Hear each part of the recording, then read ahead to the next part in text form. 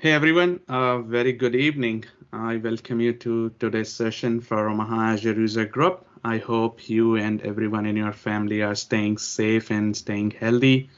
My name is Vaibhav Gujral, and in this session we will talk about Microsoft Azure Well-Architected Framework. The session is gonna be very high level discussion on what Microsoft Azure Well-Architected Framework is, and it's not really possible to cover each and every aspect of the framework within 1 hour, but I would like to assure you that by the time you will leave this session, at least you will have a fair understanding of what the well-architected framework is and how you can get started with it. I would like to quickly introduce myself. My name is Vaibhav Gujral. I'm based out of Omaha, Nebraska. I do run Omaha Azure user group, where we are conducting this presentation today. I work as a cloud architect at Kivit. I'm a Microsoft Azure MVP and a Microsoft certified trainer. I hold numerous Azure role-based certifications. I regularly speak at different user groups and events and conferences like this one on Azure related topics. I regularly blog on vaibhavgujral.com. You can reach out to me on my Twitter handle or through the LinkedIn. With that, let's get started. Before we really talk about what well-architected framework is or what it says, I want each and every one of you to answer this question for me. Is your cloud environment well-architected? Does your cloud environment has all the characteristics that are required to be qualified as a well-architected or well-designed environment? Let me take a step back and ask you, what is a well-architected cloud environment? If you are not sure, here is what it is. A well-architected cloud environment has some characteristics like it's very cost effective and it maximizes your ROI or return on investment. It is built and designed using modern DevOps practices, including continuous integration, continuous delivery, and so on. It delivers high performance and uses the right set of cloud resources in achieving that level of performance. It is highly reliable and fault tolerant. In case of an outage or a disaster, it fails over and ensures the business continues without a major impact. And last but not the least, the most important thing, that it is secure. So considering these 5 different aspects, I believe you would have got an idea of what a well-architected cloud environment looks like. So I would like to go back to my question and ask once again, is your cloud environment well-architected? Is it cost-effective, reliable, and secure? Does it offer high performance? And is it built and designed using modern DevOps practices? Don't worry if your answer is no, or if you cannot answer that right away, because that's true with most of the enterprises. Likewise, if you have not moved to the cloud yet and you are now planning to migrate to cloud, then it becomes essential for you to architect and design your cloud environment the right way with the considerations for all the 5 characteristics that I have mentioned in the last slide. If you will well architect your cloud environment, I can assure you that it will pay you off really, really well over the long run. In my presentations, I generally start with basics so that everyone is on the same page and everyone in the audience can understand what I'm trying to say. This session, I believe, is not different. When we speak of any public cloud, it is very essential to understand that cloud necessitates a shared responsibility model. If you think moving the workloads to the cloud will make the cloud provider responsible for everything, including security, I would like to point out that you are highly mistaken. Cloud always operates in a shared responsibility model, and it's a shared responsibility between you as a consumer and the cloud provider. Unlike a traditional on-prem environment that you can see towards the left, very left on the screen, you are solely responsible for everything in on-prem. Whereas based on the cloud service model that you opt for in public cloud, the cloud provider manages certain aspects of your workloads. If you're running your services in infrastructure as service, which is second to left, or which is also called as IaaS, then the vendor is responsible for the physical infrastructure and virtualization layers. You as a consumer are responsible for patching your operating system, updating your middleware libraries and runtimes, And last but not the least, you own your application as well as data. If you move one step further and use platform as a service, then you just own and manage your application and data. Cloud vendor manages the physical infrastructure, virtualization layer, as well as the operating system and the necessary runtimes. Then last but not the least, the service model that comes under public cloud is known as software as a service, where cloud vendor manages everything from the physical infrastructure to the application and data. So you just consume the application and data. Now, as you move from traditional on-prem kind of setup to cloud, from IaaS to PaaS and to SaaS, you will notice that you have the highest level of control when everything is running in your own data center. But as you move to cloud, as you start moving from IaaS to PaaS to SaaS, you really start leveraging some of the cloud native features in your solutions and your workloads, but you lose kind of some control. You don't control everything because it's a shared responsibility model. Another thing to note here is that it also, as you move from your traditional on-prem environment to cloud, your choices also start becoming limited because you have ample of possibilities, ample of choices in your own traditional on-prem environment because you own each and every portion of it. But if you'll move to IaaS, you cannot really have any choices on the underlying physical infrastructure. You can certainly control the or have choices in operating system, but not the underlying layer. If you move further on platform as a service, you don't have really control beyond your application and data. And in SaaS, it's primarily you are just a consumer who consume your application and data, and you don't really have much of choices there. So let's switch gears and talk about Microsoft Azure well-architected framework. The Azure well-architected framework in a nutshell is a set of 5 core pillars that help enterprises build high-quality solutions on Azure. Microsoft has not invented any of these. Instead, they are built on industry standards and recommendations. In fact, if you will check out, even Amazon and Google also offer similar frameworks so that consumers can design their cloud environments the right way. Now, there is no one-size-fits-all approach to designing a cloud architecture, but there are some universal principles that will apply across the board regardless of the architecture, technology, or cloud provider. These concepts are not all inclusive in themselves, but basing your cloud architecture on them will help you build a reliable, secure, and flexible foundation for your environment. The Azure well-architected framework consists of the 5 pillars: cost optimization, operational excellence, performance efficiency, reliability, and security. Under cost optimization, the recommendation, the idea is to design your cloud environment so that it is cost effective for operations as well as development. Basically, you ensure that when you are spending money in any cloud environment, you are getting maximum return on your investment. In the process, you bring in efficiencies in your cloud spend and you avoid any wastage of your money. Under operational excellence, the recommendation is to take advantage of modern development practices, mainly DevOps, which results in faster development and deployment cycles.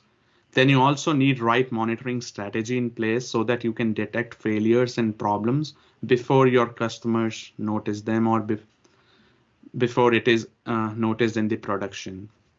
Another aspect which fulfills the operational excellence pillar is automation, which helps you automate your deployments and cuts down the cycle times.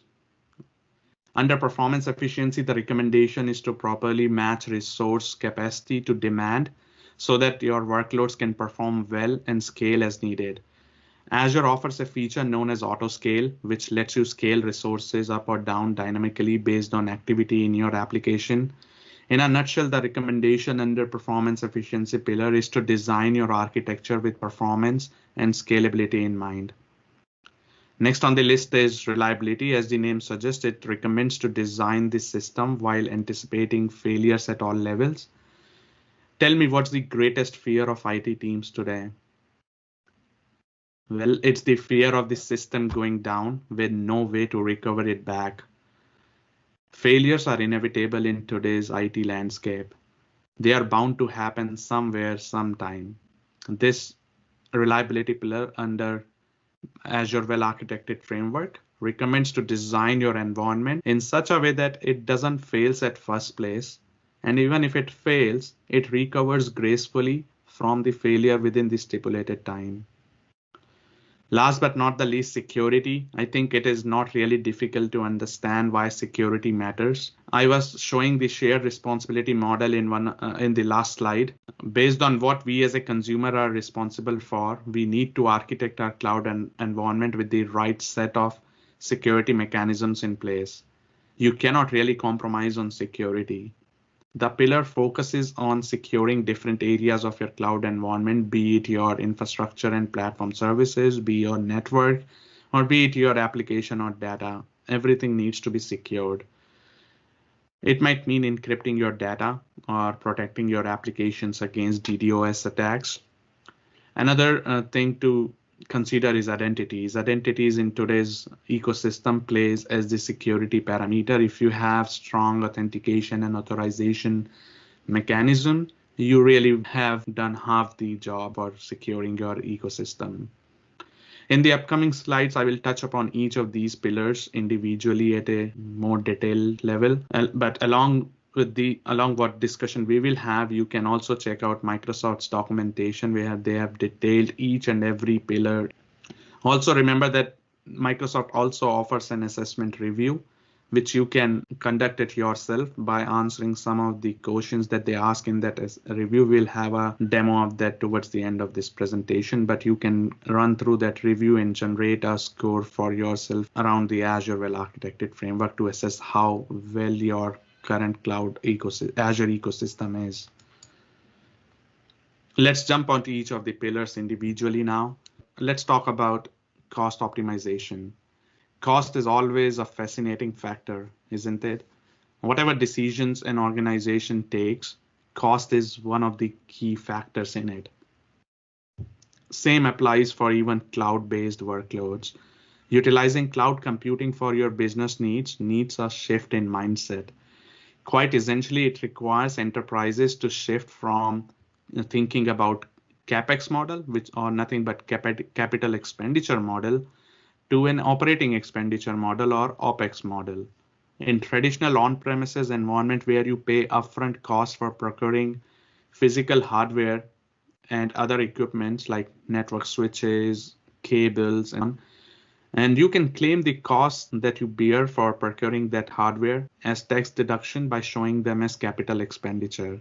But moving your workloads to cloud changes the dynamics. You don't really pay anything upfront. Instead, you pay for what you use. The capital expenditure in that case is almost zero, and you get a regular operating expenditure, most likely on a monthly basis whenever your Azure bill is generated. So shifting to an OPEX model forces you to be cost efficient in your choices, because if you are not really efficient in your cost decision making, you might end up getting surprises in your invoices. You must consume your cloud services in an optimized manner.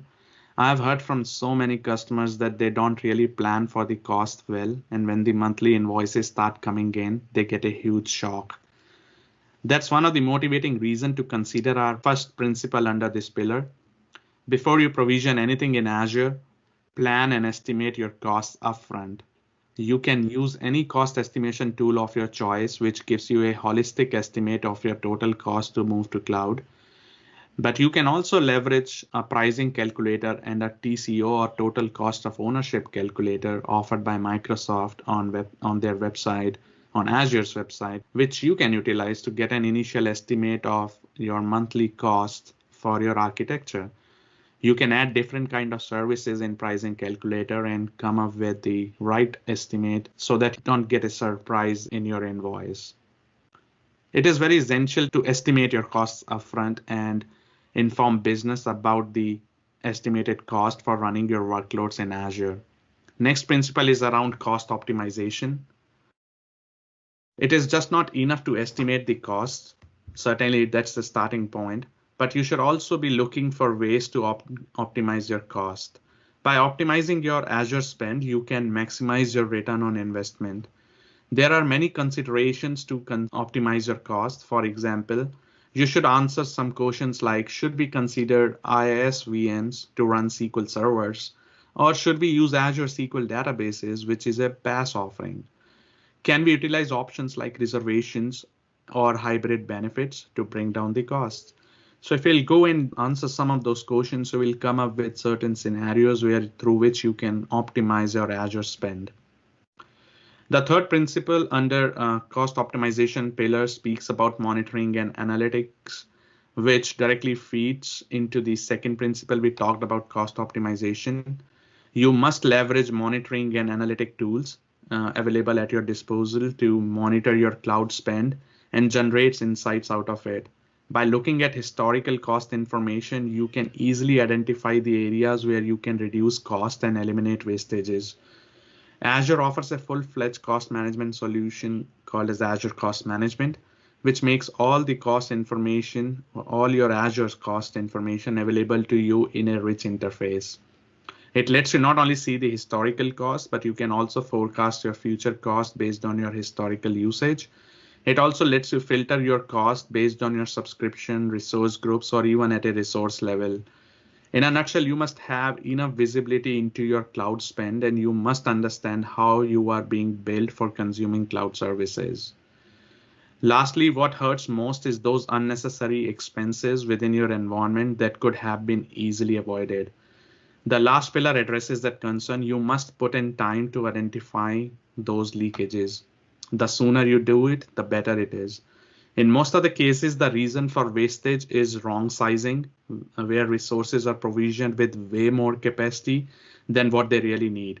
For example, you might have virtual machines which could be underutilized, meaning their CPU consumption might be under 20% or their memory utilization might be under 20%. So it might offer a potential candidate that can be downsized and save some costs. It's not only the infrastructure cost, it could also be the operational cost. And you can bring down some of the operational costs by introducing automation in your delivery ecosystem. If you can automate some of your deployments, you can also improve on some of the operational costs. In conclusion, in my opinion, cost plays the most important role in your architecture, especially when you intend to migrate your workloads to Azure or any public cloud. While designing your cloud environment, my recommendation is always be cost aware. Always be aware of how much it's going to cost you. Here are some different ways that you can optimize your Azure spend. Most of them are self-explanatory, like you should shut down your resources which are unused. Always remember that you are billed for what you provision, regardless of the usage. What I really mean is when the public cloud vendors advertise about their public cloud, they say it's a pay-as-you-go arrangement, but it's not really pay-as-you-go arrangement. In most of the scenarios, it is pay-as-you-provision. For example, the moment I go ahead and provision a virtual machine in Azure or in any public cloud, the cloud provider starts charging me for that, regardless of if I use that machine or not. Till the time it exists, till the time it is provisioned, Microsoft will keep charging. So always be aware of usage and shut down the resources which are not used. The second one is around right sizing. So sometimes you might need resources, but they might be over provisioned. So ensure that you right size your resources. Don't allocate capacity more than what is needed by each of these resources in Azure. As a thumb rule, I always start with the smallest size that I think is the right fit for my workload, and then I keep monitoring my workload. As and when I get enough metric data to justify that the particular resource must be scaled up or scaled out, I go ahead and do that scaling. If you are an enterprise customer from Microsoft, you can also leverage reservations and Azure hybrid benefit to bring down your cost substantially. Reservations lets you book your book capacity upfront at heavy discount up to 70% or 72% is what I remember. Whereas hybrid benefits lets you bring your existing licenses like Windows licenses or SQL Server licenses from on-prem to cloud To handle variable or fluctuating workloads, you can also utilize, as I was mentioning in the last slide, a feature known as auto scaling, which scales your resources up or down based on the activity in your workload. Next on list is budgets and cost allocations, which you can utilize to make your costs, Azure costs, visible and make people accountable for their Azure spend. Last but not the least, always choose the right compute service. You might be better off using a platform as a service database or Azure SQL database at $10 per month than running a full-blown SQL server on a virtual machine, which might cost hundreds of dollars. Let's talk about the next pillar, operational excellence. Operational excellence is all about ensuring that you have the full visibility into how your application is running and ensuring the best experience for your users. Operational excellence includes making your development and release practices more agile, which allows your businesses to quickly adjust to changes. There are several principles under this particular pillar. The first one emphasizes on designing, building, and orchestrating with modern DevOps practices. You must leverage processes like infrastructure as code, automation testing, automated deployments wherever possible. Always remember that DevOps is more about culture than technical areas. You need to drive the cultural change in your organization so that DevOps is embraced. Regardless of the size of the organization, the development practices that are followed in an organization, DevOps can be embraced and built into the ecosystem. The next principle is using monitoring and analytics to gain operational insights, which I believe is a no-brainer. Once again, it plays a key role. You must have a monitoring, logging, and instrumentation system included in your overall architecture so that you can gain visibility into what is going on in your environment. You can use native tooling like Azure Monitor, which includes log analytic workspace and application insights, or you can also leverage third-party monitoring solutions like App Dynamics, and there are numerous out there that you can buy. Having a stable monitoring solution established in your architecture can help you multifold. It can help you troubleshoot and resolve performance issues. It can help you generate insights on usage information of your workload and so on. Next on the list is automation. I can keep on telling you about the benefits of automation, but in a nutshell, it's a no-brainer. For sure, it helps bringing operational costs down. It reduces errors in your processes as the amount of human intervention is reduced. It can also help you to ensure that your activities are always performed the same way. For example, the applications that are being deployed, the resources that are provisioned, these tasks are always executed the same way if you utilize automation. Last but not the least, the most underrated aspect of operational excellence is testing. I would be surprised if anyone who is attending this meeting today comes to me and says that they have not seen an angry customer finding bugs in your production system.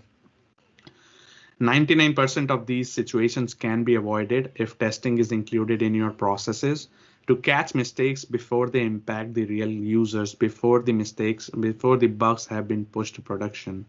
Having a reduced number of reported issues by customers certainly improves overall user experience. Feel free to post any questions or comments if you have on the chat window, or you can unmute yourself and jump in. I'm keeping an eye on the chat. I don't see anything yet. I'm sure most of you would have seen a message like this when you're trying to access an application and it goes down. For example, if you remember those fancy online shopping days where the average volume of users for these e-commerce websites go 100 or 1,000-fold. For example, we have Prime Days in Amazon. So it has nothing to do with Amazon application code per se or anything is wrong with the application. It simply has to do with the underlying resource capacity and scalability. Due to the increased volume, the underlying resources, the underlying infrastructure is stressed. And as a result, the site either becomes very slow or it becomes unresponsive because most likely it didn't anticipate that kind of load. Condition is that the underlying infrastructure is stressed out and is not able to process all the requests. So to address this concern, I would like to talk about the next pillar in well-architected framework, which is performance efficiency. Performance efficiency refers to matching the resource capacity with the demand. Performance efficiency includes scaling resources, identifying and optimizing potential bottlenecks, and optimizing your application code for peak performance.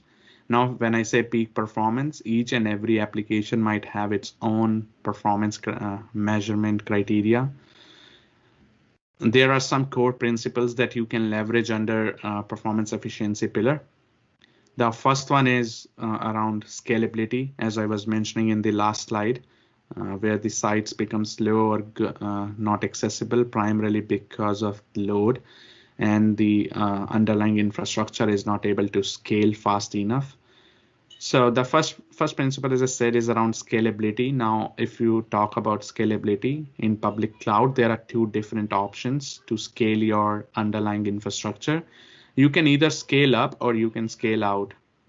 It is very critical to understand the difference between the two. So scaling up is adding more resources to a single instance. For example, adding more CPU power or adding more memory to an existing virtual machine. Whereas scaling out is adding more instances, more number of instances of the same size.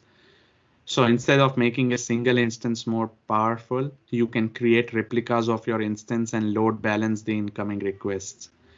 Do note that scaling up comes with certain limits because you cannot scale up your instances to the capacity more than what is available in the underlying physical host that is hosting your resource.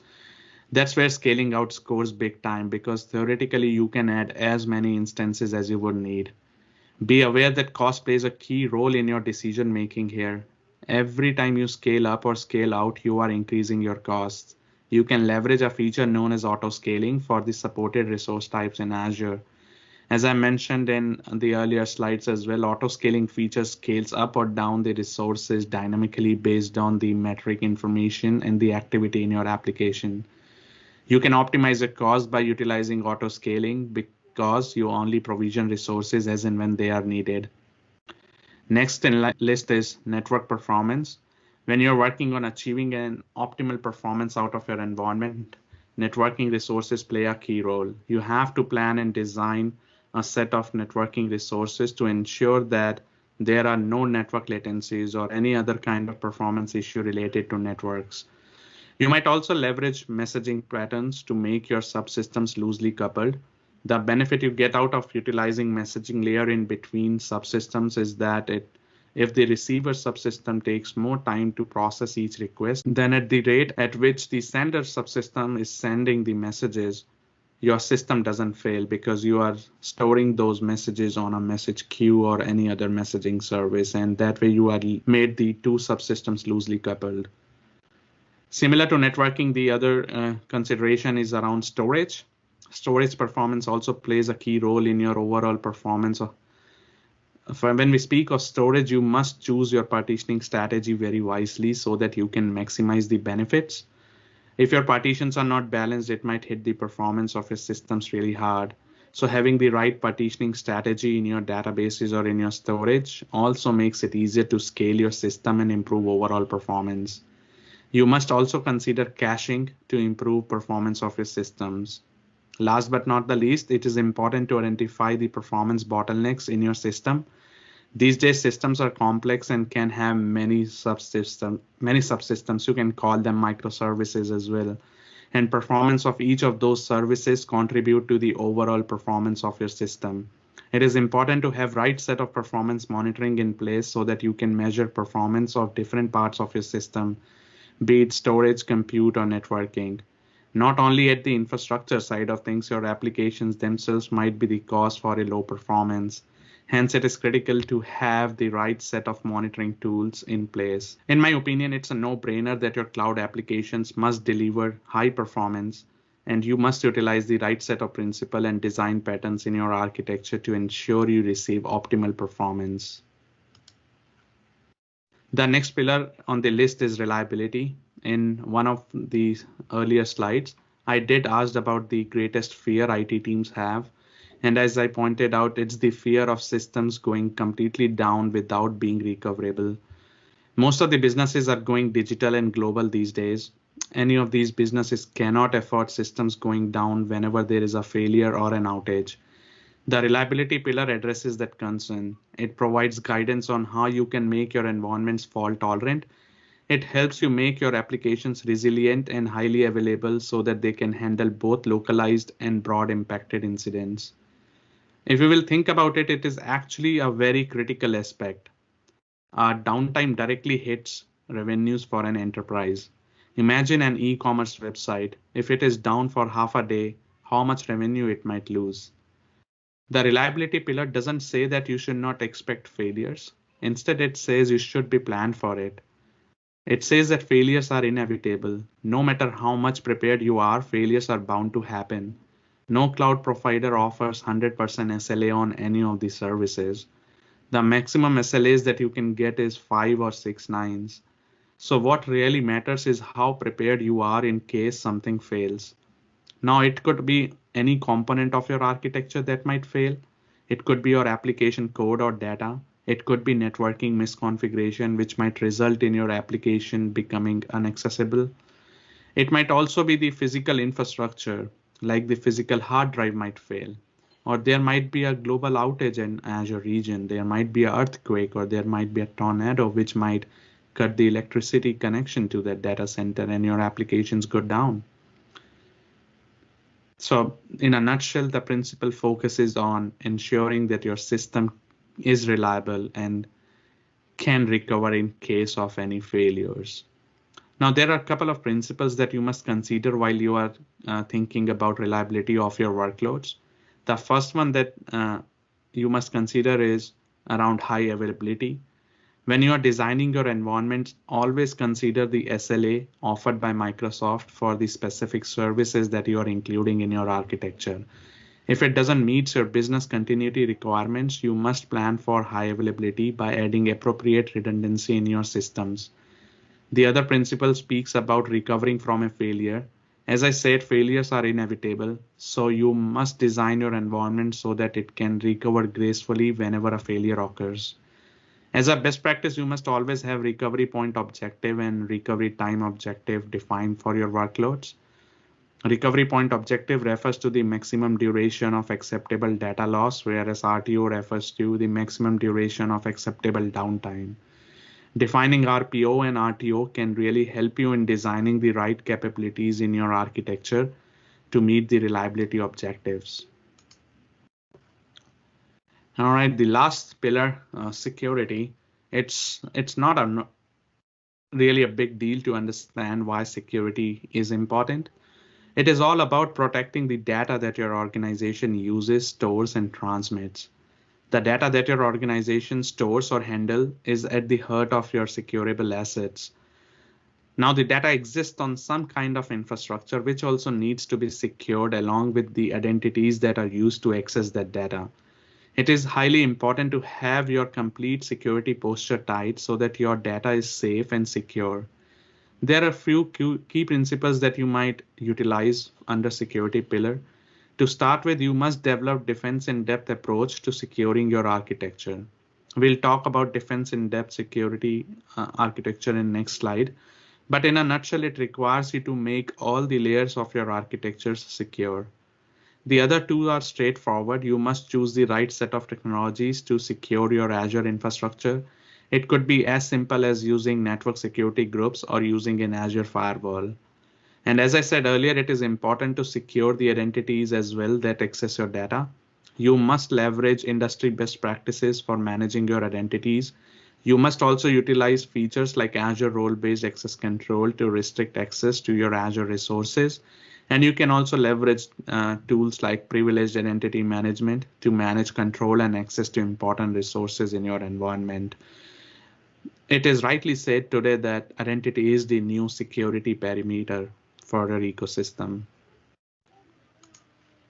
Let's talk about defense in depth. It is the security risk management approach that defines multiple layers of security controls in your environment so that if security attack is not caught by one layer, it can possibly be caught by the next.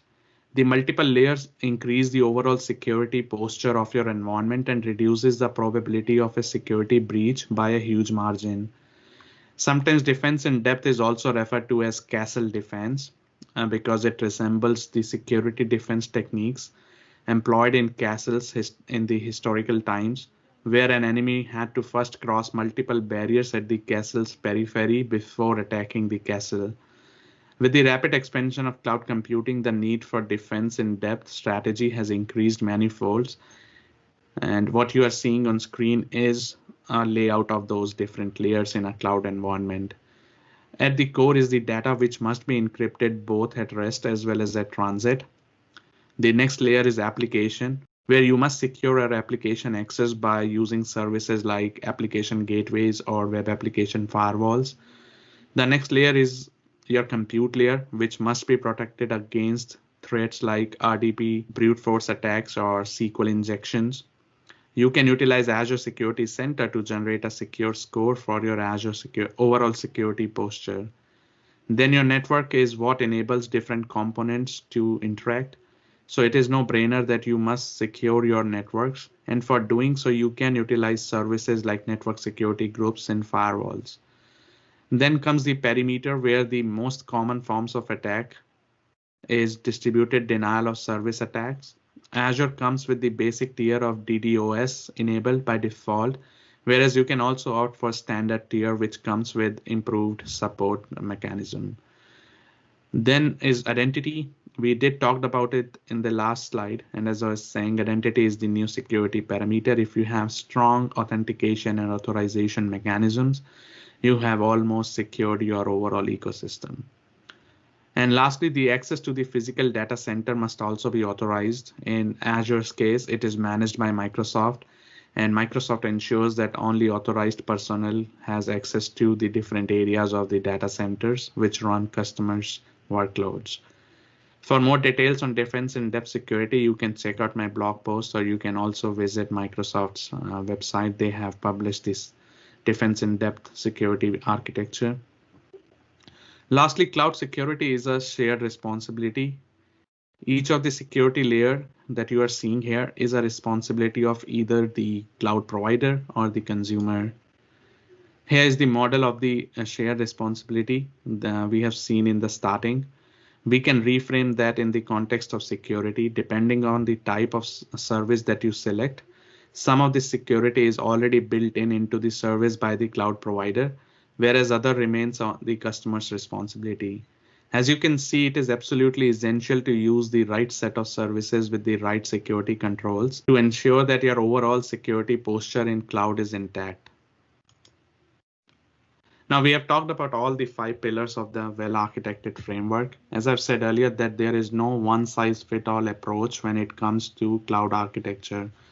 The 5 pillars we have talked about offers the guiding principles that you must consider while designing your cloud environments.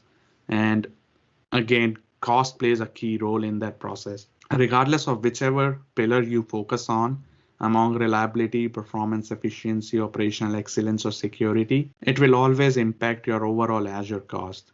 For example, to make your system more reliable, you must introduce redundancy. Redundancy means adding more resources in your design, and the more resources you will consume, the higher the cost will be, because Microsoft is going to charge for that. So it's a kind of a balancing act between the cost and the rest of the pillars. You must always consider the trade-offs between cost and the other pillars whenever you are architecting your cloud environment.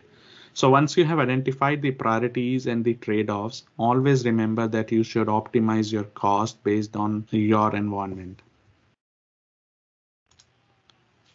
On top of those guiding principles that we talked about across the 5 pillars, Microsoft also offers an assessment review which you can take yourself for your environment. It is essentially just a set of questionnaire that you can go ahead and take yourself. It asks questions across all the 5 pillars, and once you provide the required information, it generates a score of where your environment stands in each pillar, and also it also shares some set of recommendations that you can execute in your environment to improve on the 5 pillars.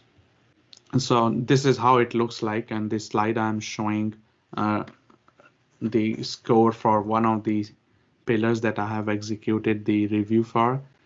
And as you can see, it's giving the overall result as moderate, and it is also recommending few other things that I can do to improve my overall posture and the architecture. Another tool that you should leverage is Azure Advisor.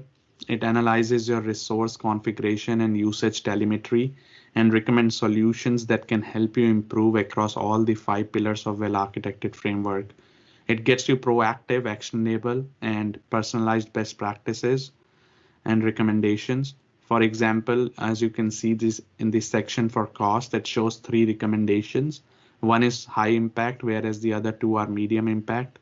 By taking actions based on these recommendations, I can go ahead and save over $7,000 per year. Likewise, it also shows 31 recommendations for security, out of which 20 are high impact. I can improve my overall security posture by taking appropriate actions based on these recommendations. Likewise, I can go ahead and check the other 3 pillars as well in the underlying recommendations. If I click on any of those recommendations, any of those sections, I can go and drill down further into each of those sections to see what exactly each of that recommendation is talking about. Recently, Microsoft has announced what is known as an Azure Advisor score, which you can track to see the trend of how you have been improvising your overall estate or your landscape in Azure. As you can see, it gives an overall score. In the example I'm showing, it says 90% is my overall score. Whereas it also shows a historical trend of your score, how has my score been performing in the last history. So the trend looks like my score has been going on and off higher. On the right side, you can also see the scores for each of the individual categories, how I'm scoring against each of those pillars.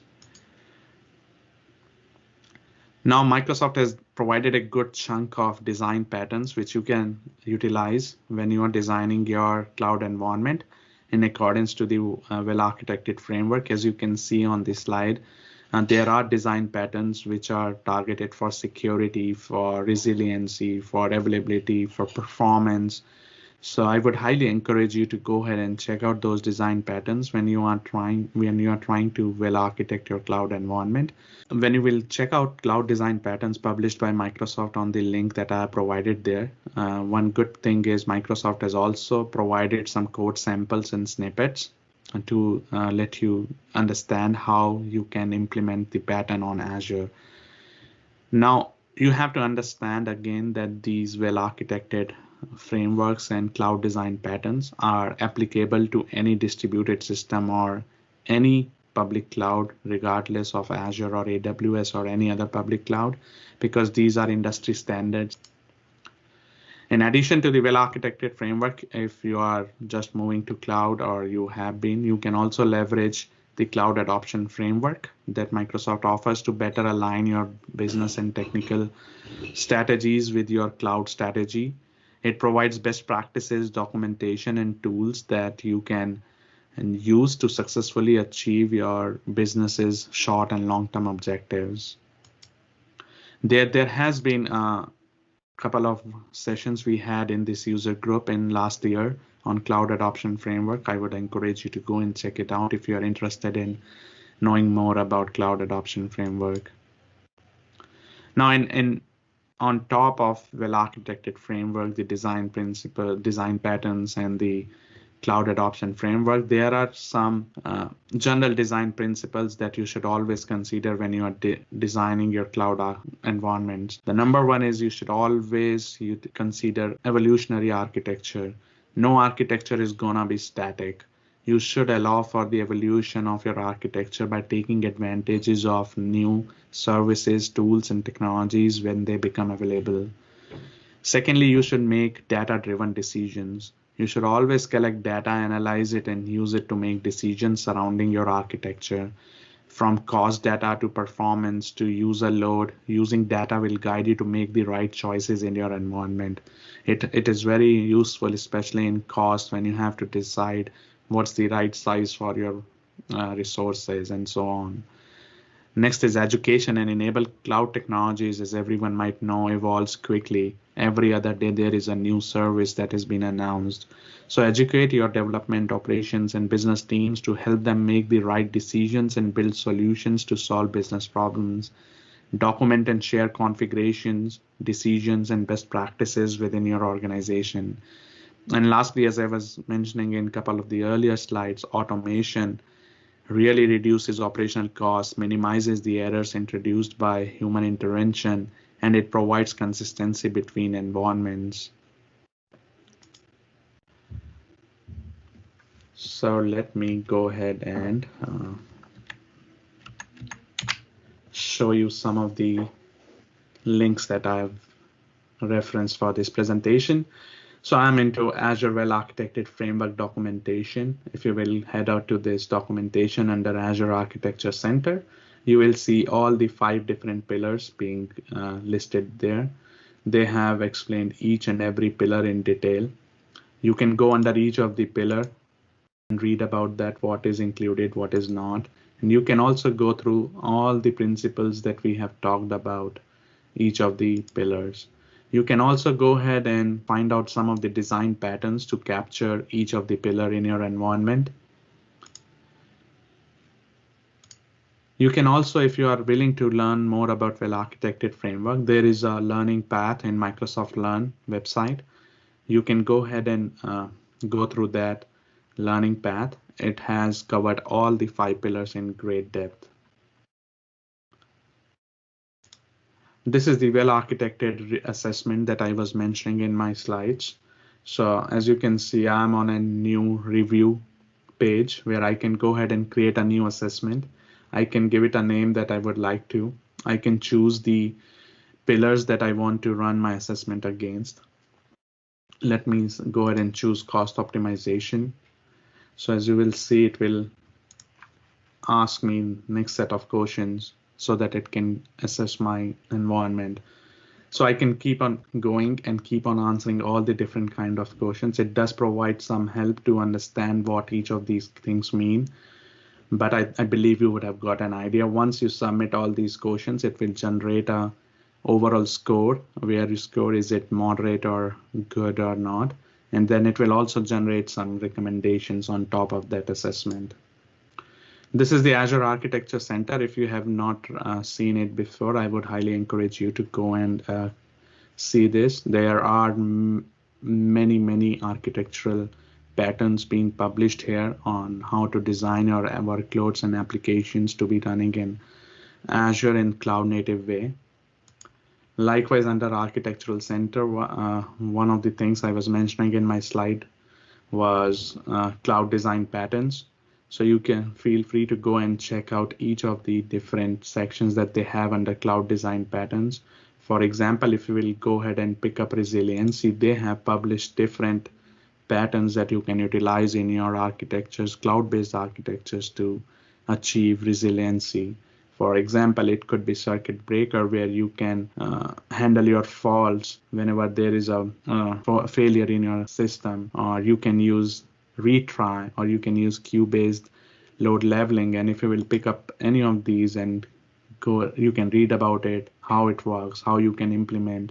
And it also mentions all the details that you need to implement in your environment.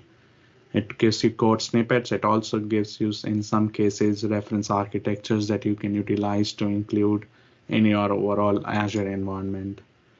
And this is a Microsoft Cloud Adoption Framework for Azure. If you are interested in going through some of the documentation and implementation guidance best practices, then I would suggest you to go ahead and head to Cloud Adoption Framework and check out these past sessions that we had. I'm into Azure Portal now. As you can see here, I am on Azure Advisor. So I don't run much of my workloads under this subscription. That's why you are not seeing many recommendations, but I guess you will get a good idea of how it looks like. So it is giving me all the recommendations. It has assessed all the resources that I'm running in my Azure environment and provided me recommendations against each of those 5 pillars. For example, under operational excellence, it's giving me one recommendation that I should probably go ahead and create an Azure Service Health Alert, so that whenever my resource underlying resource has been impacted by a service outage, it should throw me an alert. But I believe you would have got an idea. And this is the advisor score that I was saying, that it says currently I'm sitting at 99% and how each of my pillars are doing. Lastly, if you want more understanding of what kind of recommendations Azure Advisor can make, head out to the documentation for Azure Advisor. And under that, if you look into each of the pillars, here you will see what different kind of recommendations Azure Advisor can make after assessing your environment. Likewise, if you'll go to security, you can see all the different recommendations that it can make for security, for performance efficiency, and so on.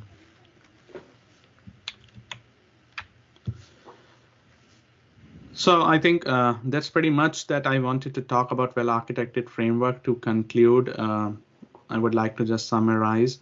Architecture is the foundation of an application design. Using the Azure well-architected framework, you can be confident that your application can meet the needs of your customers both now as well as in the future. The architectural priorities and needs of every application is different, but the 5 pillars in Azure well-architected framework provides an excellent guidance that you can use to make sure that you have given enough attention to every aspect of your application, which is based on, again, those 5 pillars: cost optimization, operational excellence, performance efficiency, reliability, and security. Focusing on these pillars when designing your application will ensure that you are laying a solid foundation for your application in the cloud. With a solid foundation, you will be able to drive innovation through your environment, build solutions that your users will like, and foster the trust of your customers. Again, here are the links for the websites that I was showing you a couple of minutes ago.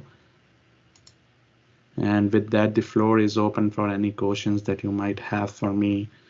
So if you have any questions, I don't see anything on the chat, but if you would like to ask anything, feel free to unmute yourself and ask me. The silence means no questions. Vaibhav, I have one question. Recently, there is a new concept introduced from the Microsoft to Azure enterprise scaling. Is there any relation between well architecture and enterprise scaling? I have not read about enterprise scaling actually, so I can't really say what it is. It's the new thing in the cloud adoption framework. Recently, we have introduced for the enterprise scaling. It is the part of the cloud adoption framework. I'm sorry, I've not really seen it. Sure. Yeah.